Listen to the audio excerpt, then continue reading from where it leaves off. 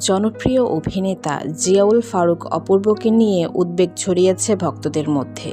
দীর্ঘদিন ধরে একের পর এক নাটক, বিজ্ঞাপন ও বিভিন্ন শুটিংয়ের ব্যস্ততায় সময় কাটাচ্ছিলেন তিনি।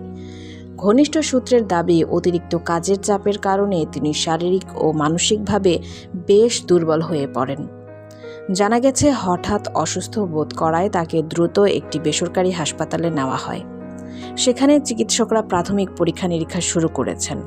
হাসপাতাল সূত্রে জানা যায়, বেশ কয়েকটি মেডিকেল টেস্টের রিপোর্ট হাতে পাওয়ার পরেই তার প্রকৃত শারীরিক অবস্থা সম্পর্কে নিশ্চিতভাবে কিছু বলা সম্ভব হবে। এদিকে অভিনেতার অসুস্থতার খবর ছড়িয়ে পড়তেই ভক্তদের মধ্যে উদ্বেগ দেখা দিয়েছে। সামাজিক যোগাযোগ মাধ্যমে অনেকেই তার দ্রুত সুস্থতা কামনা করছেন। তবে পরিবারের পক্ষ থেকে এখনও বিস্তারিত কোনো বক্তব্য দেওয়া হয়নি। চিকিৎসকদের পর্যবেক্ষণে রয়েছেন অভিনেতা জিয়াউল ফারুক অপূর্ব। পরীক্ষা-নিরীক্ষার ফলাফল পাওয়ার পরই জানা যাবে তার অসুস্থতার প্রকৃত কারণ এবং কতদিন তাকে বিশ্রামে থাকতে হবে।